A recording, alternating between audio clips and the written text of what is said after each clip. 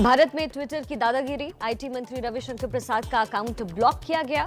तकरीबन घंटे भर बाद खोला गया। रविशंकर प्रसाद ने कहा, ट्विटर का कदम आईटी एक्ट के खिलाफ, अभिव्यक्ति की आजादी के नाम पर सिर्फ अपना एजेंडा चलाना चाहता है ट्विटर। विवाद के बाद ट्विटर का जवाब, कहा रविशंकर प्रसाद का अकाउंट ब्लॉक करने की वजह डीएमसीए का नोटिस था। ट्विटर के मुताबिक मंत्री के एक ट्वीट को लेकर कॉपीराइट के उल्लंघन की शिकायत मिली थी। कू के सीईओ अप्रे राधाकृष्ण ने भी ट्विटर पर साधा निशाना। बोले, यूजर को नियमों के उल्लंघन की पूरी जानकारी दी जानी चाहिए। इसके बिना सोशल मीडिया प्लेटफॉर्म को कार्रवाई करने का अधिकार नहीं। अयोध्या में विकास कार्यों को लेकर आज पीएम मोदी की अहम बैठक होने वाली है। नए मास्टर प्लान पर होगी चर्चा। वीडियो कॉन्फ्रेंसिंग के जरिए सीएम योगी आदित्यनाथ भी जुड़ेंगे। कृषि कानूनों के खिलाफ किसान आंदोलन के 7 महीने पूरे हुए। किसान संगठन आज खेती बचाओ लोकतंत्र बचाओ दिवस मनाने वाली है। देश भर में राजभवनों के बाहर करेंगे प्रदर्शन। राष्ट्रपति के नाम सौंपेंगे ज्ञापन। दिल्ली में आज दोपहर 2 बजे तक विश्वविद्यालय, सिविल लाइंस और विधानसभा मेट्रो स्टेशन बंद रहने वाले हैं। 7 महीने पूरे होने पर आंदोलन को तेज करने की किसानों ने चेतावनी दी है।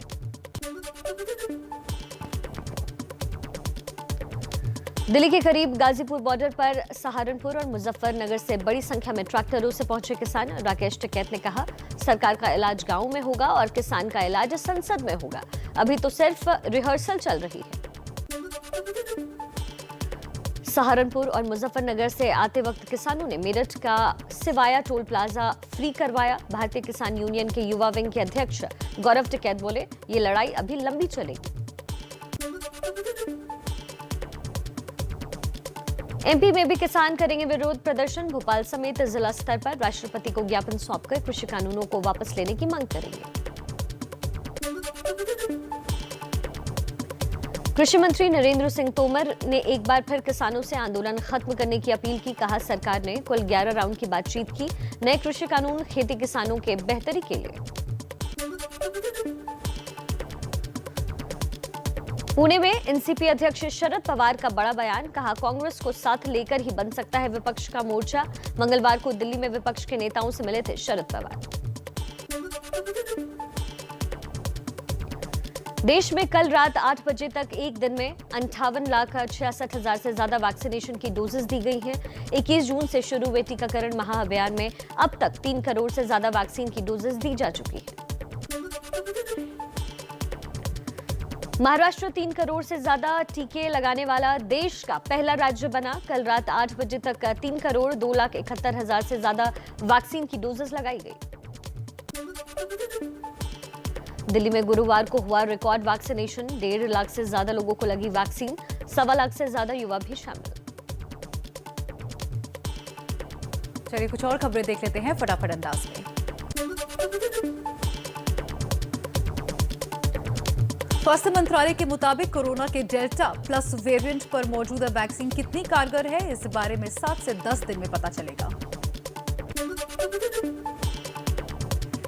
देश में पहली बार 2 साल 8 महीने की बच्ची को लगी कोरोना की वैक्सीन। कानपुर के प्रखर अस्पताल में हुआ वैक्सीनेशन का ट्रायल।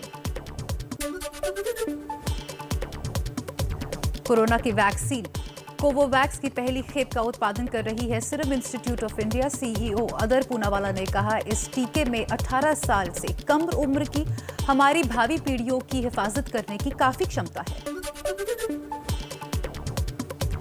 महाराष्ट्र में कोरोना के डेल्टा प्लस वेरिएंट के फैलाव को रोकने के लिए नए दिशा निर्देश जारी किए गए। सरकार ने कहा, रैपिड एंटीजन या अन्य जांच के बजाय आरटी-पीसीआर टेस्ट के आधार पर पाबंदियों को घटाया या बढ़ाया जाएगा।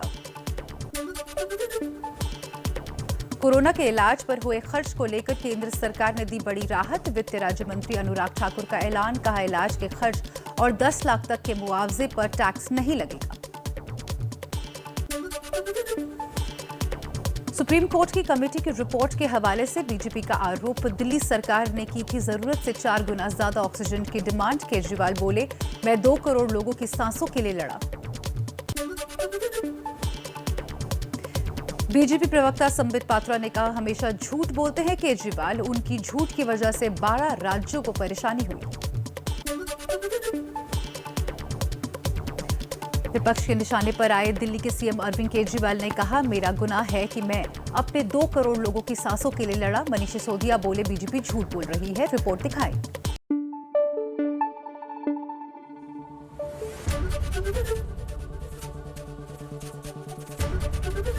एबीपी न्यूज आपको रखे आगे।